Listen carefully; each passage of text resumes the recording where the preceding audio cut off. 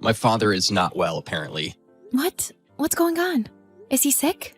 He doesn't have long to live. What? Is it that bad? Is he in the hospital? Yes, he is. Really? Your mother must be having a hard time too. I think you should go visit him as soon as possible. Yeah, you go check him. Just me? You're not going? I don't need to go. I never had that strong relationship with my father to begin with. It's not about only that. He is your own father, remember? Yes, but I have to work. I'm busy. I have to work too. No matter what you think, I'm busier than you. But I'm also worried about your mother. You could at least make time to go visit them, couldn't you? That's why I'm telling you to go. For the sake of my inheritance, you should go visit him on my behalf. Please make it seem like we're doing a lot for them too. What? You want me to go visit your father for that? Why else would I do it? I don't know how much of his assets I'm going to receive. It all depends on your attitude towards them. Make sure you flatter my mother. I'm not going there for that. I'm going to see them because I'm worried about them. Then behave well. So you really don't want to go? No, I'm not going. Why? Aren't you worried about them? It must be hard for your mother who is accompanying him. And your father is having an even harder time. You're his eldest son. Shouldn't you go see him? You sound like my mother. Maybe that's why I feel annoyed. How am I being annoying? The relationship between me and my family is none of your business. I say you, as my wife, should behave appropriately and well. If you can't do that, then what's the point of me marrying you? I didn't think I married you for that. I feel sorry for your father that you're this cold. I don't care. I don't need you to tell me that. Bye. Wait a minute. You've been coming home late lately, or even sometimes you come home the next day. What are you doing? Huh? I'm working, of course. Why are you asking me that? No sense in answering such an obvious question. I know you're lying. What? You say you come home late from work, but you hardly ever work overtime, do you? I ran into your colleague, Mr. Sanders, at the train station the other day. I said you're going home early to him. He told me that these days the company is sending them home early to cut down on overtime pay. So he said he was exhausted because he was so busy during the day. He's in a different department. Mr. Sanders also mentioned you. Me? What did he say? Recently, when he invites you out for a drink, you say you need to go home right away. And he said it's nice that you and I get along so well. Oh, I see. But you haven't been home early lately, have you? Do you have another place to return to? Shut up! You're my wife, so you'd better shut your mouth. I come home after all, so that's fine. That's not the point. Anyway, you behave yourself with my mother and father. I can't go visit them because I'm busy.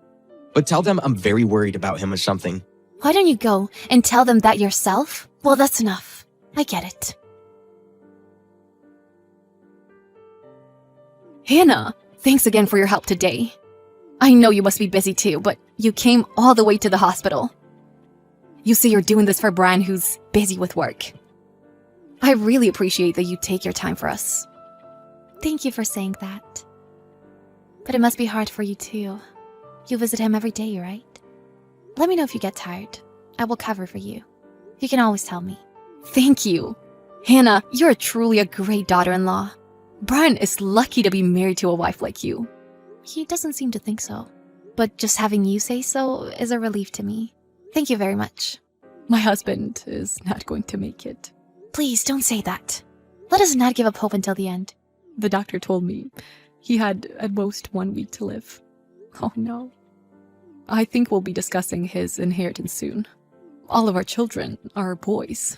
Sad to say, but I guess so. I hope he manages to get through. So, I need to talk to you about something. Oh, what is it? Could we meet outside the hospital? Of course, you can talk to me about anything. Your father took his last breath. Now we will move to the funeral home to make our arrangements. The funeral will be about 2 days later. Oh, I see. Sorry, but I'm not going to be at the funeral. Huh? What are you talking about? It's your father's funeral. You'll be there and that's enough. I'm going on a trip tomorrow. Huh? A trip? You never told me that. I didn't tell you, so it's no surprise you didn't know.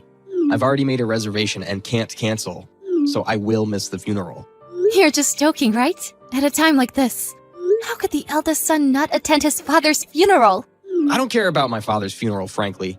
What did you say? No one discusses inheritance at a funeral, right? Are you really only interested in his assets? You didn't even visit him once. I met him at the end of last year, so that's enough. Besides, what's the point of talking about someone who's no longer in this world? We are still alive. So we should put our lives first, right? Huh? I don't understand. I really think you should be at the funeral. No, I'm not going. I'm only going to attend a discussion about inheritance. What? Are you serious about that? Isn't that too insane? I am the eldest son, but you should do your job as my wife. Tell them I'm on a business trip or something. Don't make a bad impression to my folks, okay? If I don't get his inheritance, it's your fault. If you're going to say that, why don't you just attend? If it's bereavement leave, most business trips are canceled, right? The business trip is just a made-up story. Actually, I'm going on a trip. Anyways, I'm leaving now. See ya. What? See you? Are you serious? I've had enough of you. All right. I don't care if you regret this. How was the funeral? I'm enjoying my trip. I see. Enjoy. You don't have to come back. What are you sulking about? You're not a child, so don't be like that. Whatever. Don't tell me you're still mad at me. Why? You alone were enough to attend my father's funeral. The inheritance meeting is next week, right? I'll definitely be there for that. We've already decided how to divide your father's assets.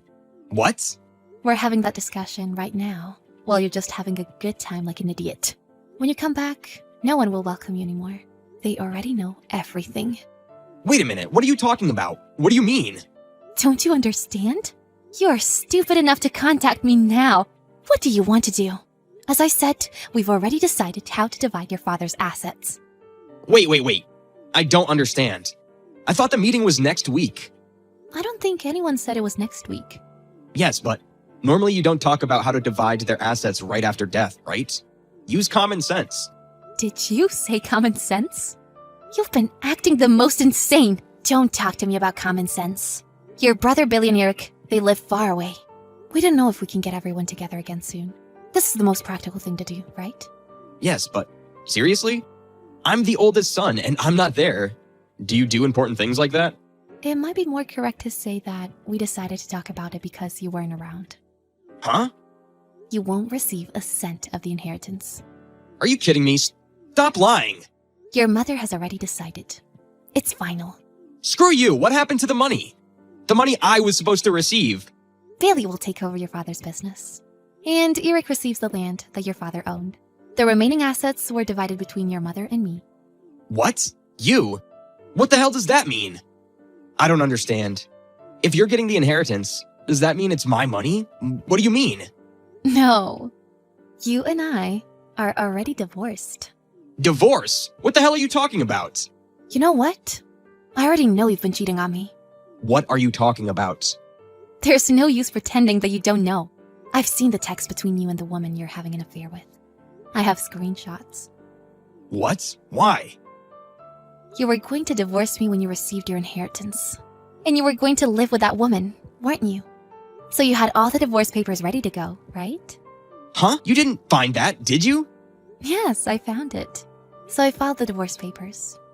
What? What are you doing? That's so unnecessary. Do you know why I received the inheritance instead of you? How am I supposed to know that? My mother just lost her mind, didn't she? That's unacceptable. You're gonna pay alimony, though. What? Your mother was worried that you never came to visit them, even though you live nearby.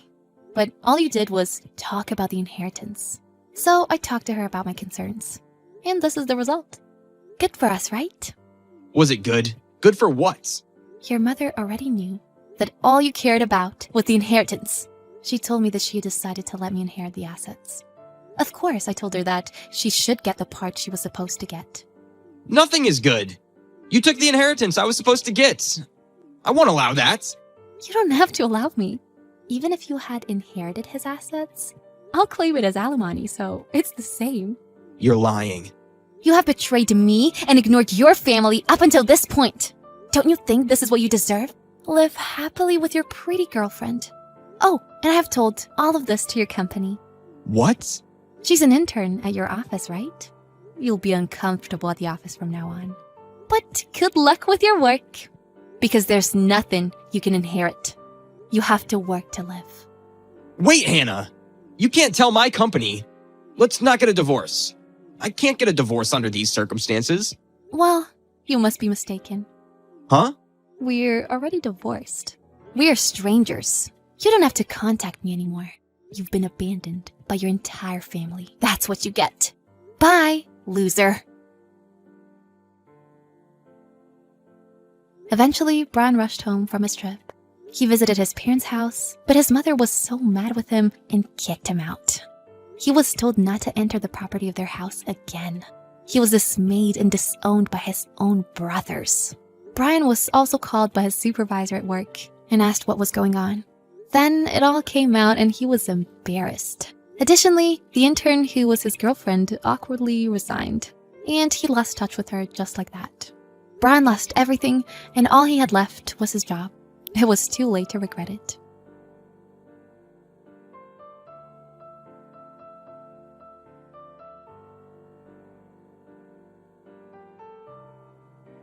Hey, Mom, what's up? Hello, dear. Well, nothing, I suppose. Oh, come on, it's okay. You can be honest. You must be stressed. Your son just got out of jail for stealing all of your credit cards.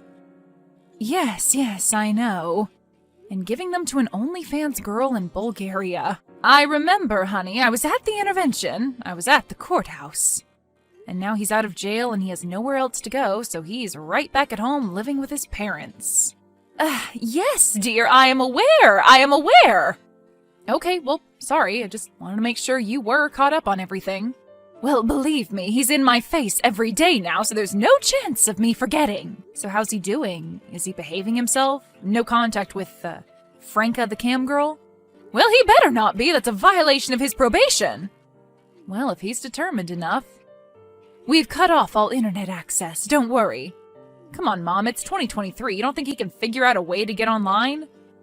Would you stop it? You're freaking me out! I'm just trying to be realistic with you so you don't end up right back in the same place as you were before, with maxed out credit cards and in bankruptcy court.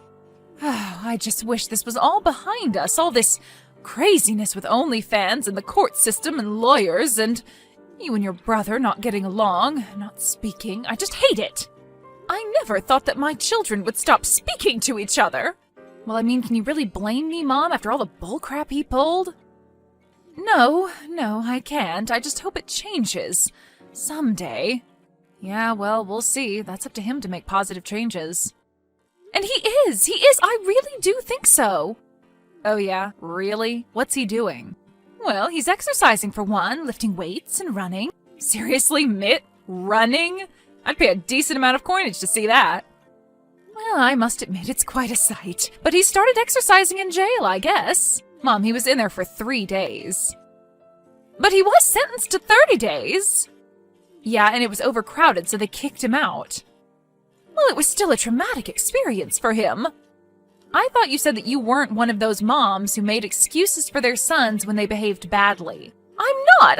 I mean, I'm not trying to be. I just want him to be okay, to not be such a weirdo anymore. Well, yes. And he's in therapy? Yes, individual and group. Court-ordered, but he says he'd want to be in it anyway. Claims to, at least. Well, okay then. Hopefully some of that's enough to keep him out of trouble.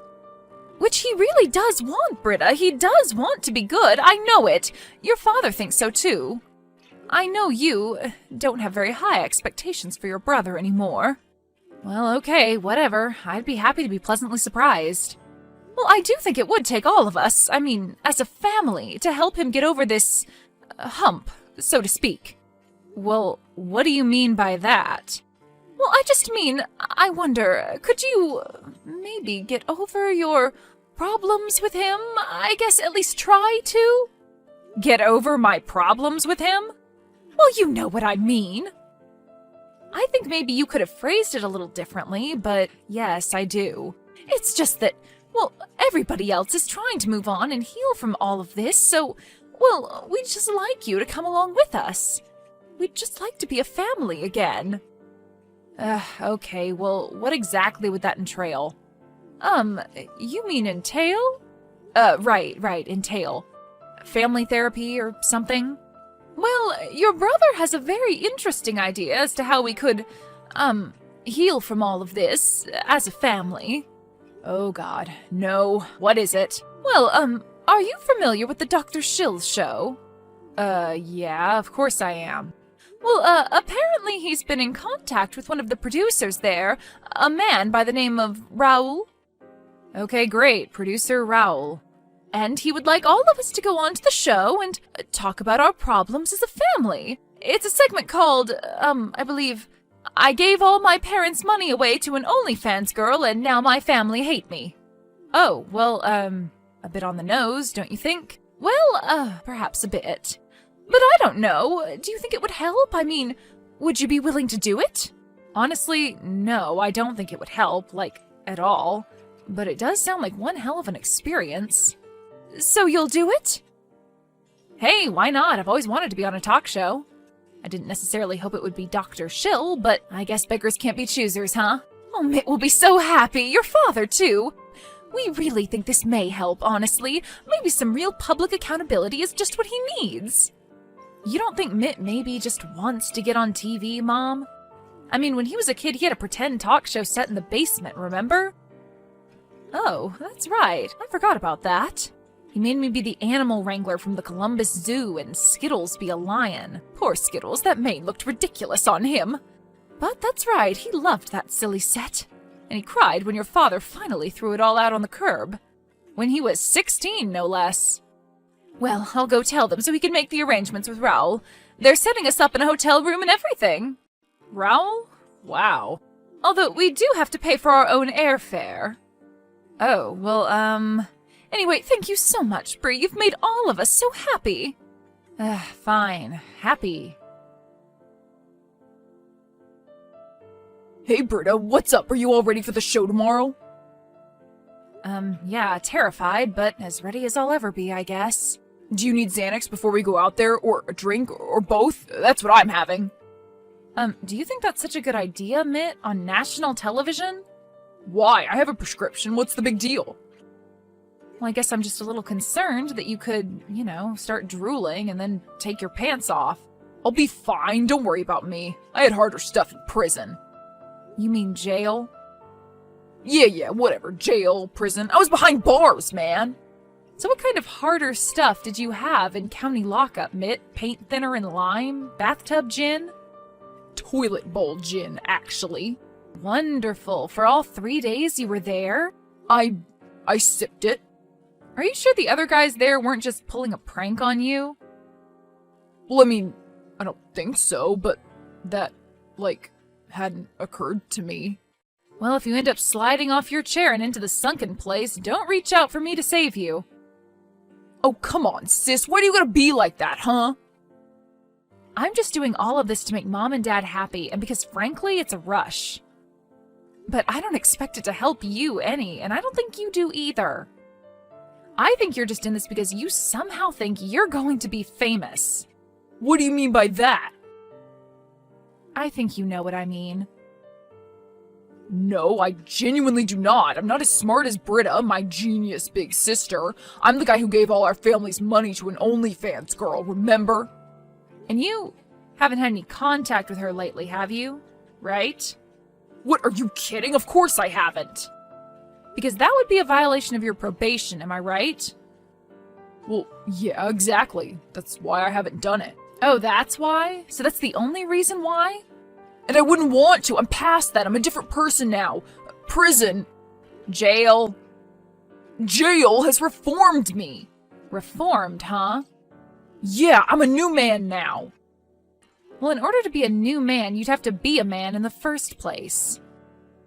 Oh, shut up! I am! And being on Dr. Schill is just going to make me even better. And how could that make you better? All of us being paraded around on TV in front of a live studio audience? All of our problems out there for the whole world to see. Do you really think that's going to make you any better, or any of us? Well, it might. You never know. Dr. Schill has helped a lot of people. Oh, really? Name one. Well, there was that teenage girl from Nebraska who was addicted to hollandaise sauce. Oh, he helped her? How? I heard she just switched to tartar. Just briefly, she's doing much better now. And then there was the guy from Memphis who couldn't stop talking like Elvis. Oh, well, of course. Who could forget him? Dr. Schill is a great man, not to mention a giant star. Yeah, because that's what's important. Well, he's a big spotlight, and I'm trying to shed light on a very important issue. What's that? Loser guys getting bamboozled by Bulgarian cam models? Yes, in fact, it's a very important issue, and it's affecting a lot of young men my age. Oh, really? There's a lot of young men like you out there, is there? Yes, there is, and since I'm now totally reformed, I'm hoping that I can help other guys like me. Oh yeah, how's that? I don't know, maybe Dr. Schill and I could start a program together or something. Wouldn't that be cool? I could finally, give back, you know? Oh, you are interested in giving back now, are you? Well, yeah, I'm a community-minded individual. So I'm thinking we should start some social media accounts, get our names out there. Uh-huh, yeah. Get our influencers campaign going, get on a bunch of other talk shows. Right. I can start a whole movement. Yeah, a movement founded by me. Well, you can have your own little cult of losers going on there. Yeah, whatever. You're just jealous of me. Yet again. So now what am I jealous of this time? That I'm going to be a big star. That I'm going to be an influencer. A male psychological health influencer. Oh, Lord help us. Yeah, well, you just don't understand, do you? This is how the world is right now. This is how people change it. Change it into people like you? Oh, great. What's your deal, Britta? Why can't you just be supportive of me? I'm trying to move on with my life. And I need you to be on my side. Besides, maybe if it goes well, Yeah? maybe we can all have our own show together. What, like a reality show? Yeah, I mean, wouldn't that be amazing? No, Mitt, it would not be amazing, and you're insane. Come on, Britta, we can all be stars. I'm doing this one show and just for Mom and Dad, and that's it. Do you understand?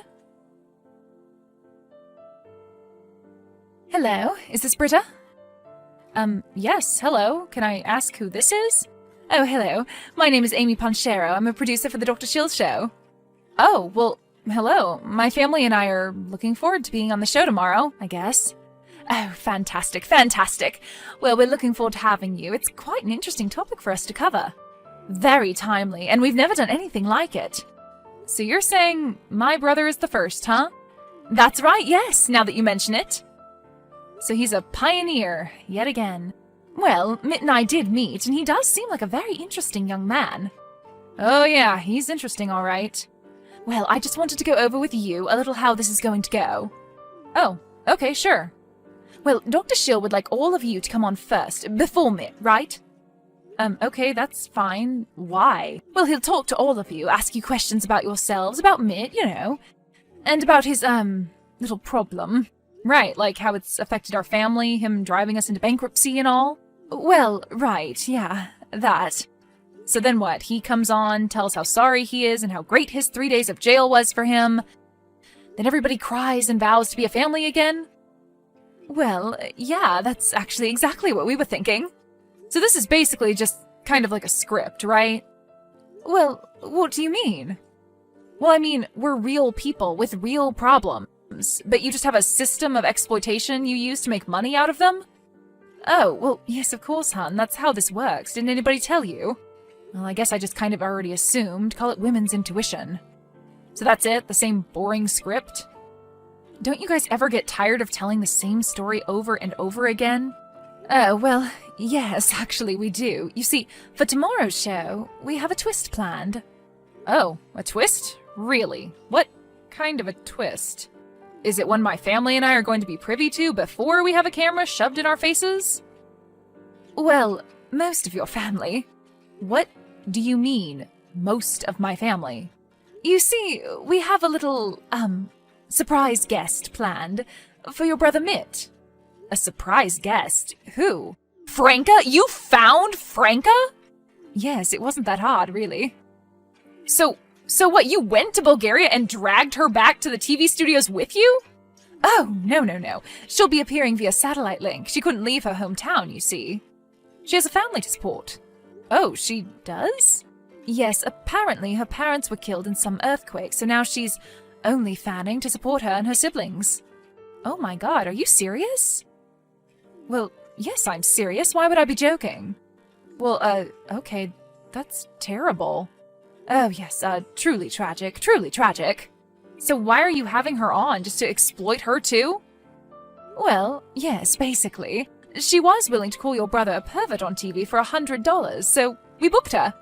Wait. So Mitt has zero inkling that she's going to be there? No idea. That should be great television, don't you think? Oh yeah, it should be really great seeing my brother's life flash before his eyes right in front of me. A real great and edifying experience for the whole family. Exactly, right? No. Well, Britta, maybe what your brother needs is some tough love. What do you mean? Well, do you really think he's changed? Mitt? From his old perverted ways? I don't know. Probably not. Well, your hunch would be correct. What are you talking about? I'm talking about Franca. Franca told us that recently Mitt has been contacting her again. What? Well, yes, it's what I said. That lying little... Oh, so you had no idea then? No, Mrs. Penshiro, we had no idea at all. Oh, well then, this should be excellent television then, now shouldn't it? Hello, is this Britta? Yes it is. How may I help you? Hello, Britta. This is Franca. Oh, Franca, hello. It's okay. I got your number from the producer. I'm not texting you to yell at you or anything. Well, no, of course not. I didn't think that you were. Actually, I just wanted to thank you. Oh, thank me? Thank me for what? My brother making a total ass out of himself and telling the whole world about your piercings? And confessing his unabashed, undying love for you? Well, I wasn't going to thank you for that part exactly, no. But I wanted to thank you because it took a lot of courage to confront your brother. I do know that you've been the one that has been trying to help. Oh, well, I don't know about help, Franca. I mean, I love my family is all. And I love my family too. That's why I do what I do, not because I like it. It's not like what your brother says.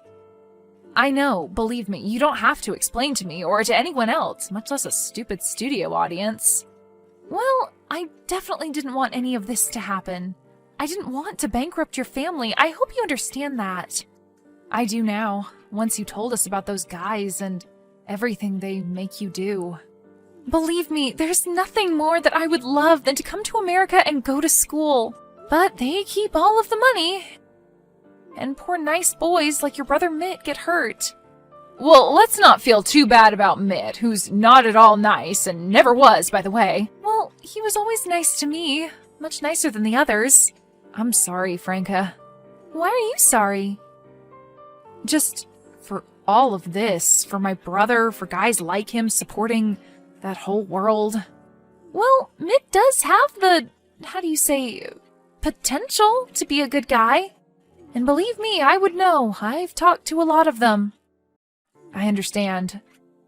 But he needs to be cut off from his addiction entirely, and his addiction is me. But not really me, but this fantasy of me. Right, I think I know what you're saying.